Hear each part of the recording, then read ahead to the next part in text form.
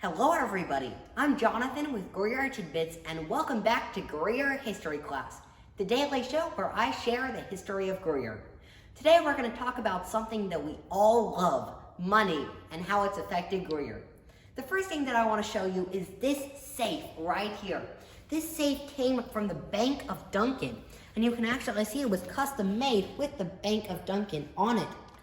We can even see inside, and we can see the locking mechanism.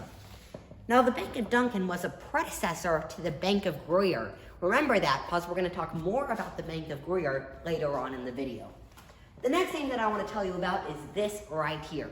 I'm right now in the Greer Heritage Museum building, and lots of visitors ask if this building was a bank because this is right here. Well, the answer is no, it wasn't a bank, but it was a post office. And back in the day, post offices, they shipped many valuable goods and even money through the post office. So they had a special space to store valuable mail.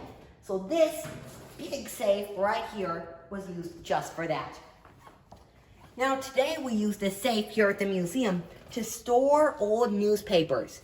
We have a massive record of the Greer Citizen, Greer's main newspaper. We have records going years back. So now we use it as a storage space to store valuable artifacts and newspapers. So that's what we use this area for today here at the Greer Heritage Museum. Now I'm going to come into the library and I'm going to show you some other bank artifacts in here. As you come in on this table, I've put together some bank artifacts that we have. The first up here is a check from the Bank of Greer. And these two checks right here are really awesome because you'll notice that the Greer has an S at the end. Greer, before it was Greer, was Greer's with an S. So both of these checks came from when there was an S at the end of Greer, Bank of Greer's.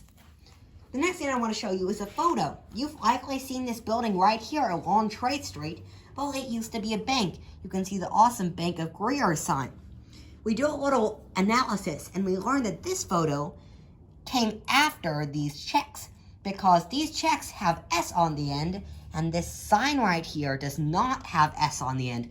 So we know that this building came after these checks. One cool thing about this building here is it has barred windows because it was a bank. And if you look at the building today, there are still barred windows on that building. So cool. I want to thank you today for tuning into our episode of Greer History Class. We'll be sure to see you tomorrow.